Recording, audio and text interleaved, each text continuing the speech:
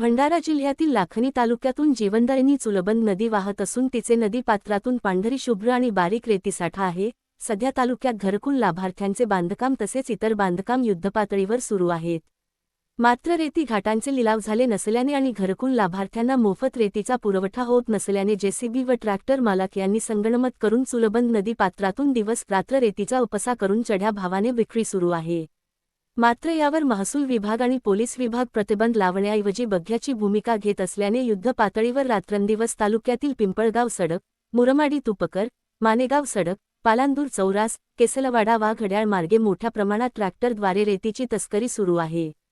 त्यामुळे तालुक्यातील घरकुल लाभार्थ्याच्या गरजूंच्या वतीने सामाजिक कार्यकर्ते दिनेश वासनिक यांनी घरकुल लाभार्थ्यांना मोफत रेतीचा पुरवठा करण्यात यावा व चुलबंद नदीपत्राचे घाटांचा लिलाव करण्यात यावे अशी आग्रही मागणी केली आहे।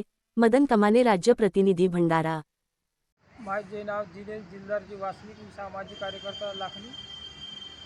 भंडाऱ्यातील वैनगंगा नदी व चुलबंद नदी या दोन्ही रेतीचे लिलाव तात्काळ करण्यात यावा की जेणेकरून घरकुल लाभार्थ्यांना रमाबाई पंतप्रधान योजना व इतर योजनेचे शासनाने घरकुल त्या मोफत रेती देण्यात यावे। मोफत रेती देताना ते अजूनपर्यंत मिळाली नाही, त्यामुळे गरजू शेतकरी व शेतमजूर लोकांना घरकुल त्या पैशात होत नसल्यामुळे शासनाने पैशात घरकुलात 3 ते 4 लाख रुपये वाढवण्यात यावे की जेणेकरून घरकुल चांगले दर्जाची बनवण्यात यावं की जेणेकरून शासनाने लिलाव झाल्यानंतर ते रेतीच्या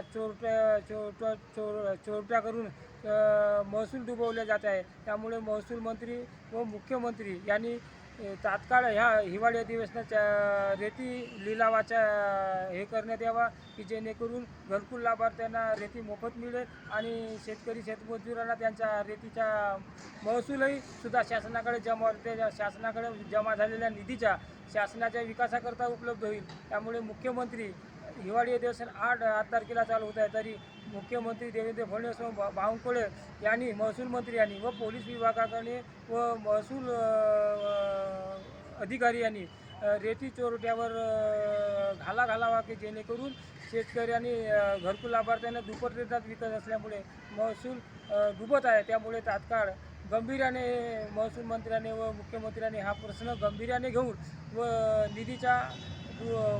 निधी वाढवण्यात यावा व महसूल म्हणजे महसूल डुबत आहे त्या महसुलाचा लिलाव करण्यात आला तर महसूल शासनाकडे चांगल्या दर्जाचा होईल आणि शासनाला तो योग्य उपाययोजना करण्याच्या निधीचा उपयोग होईल।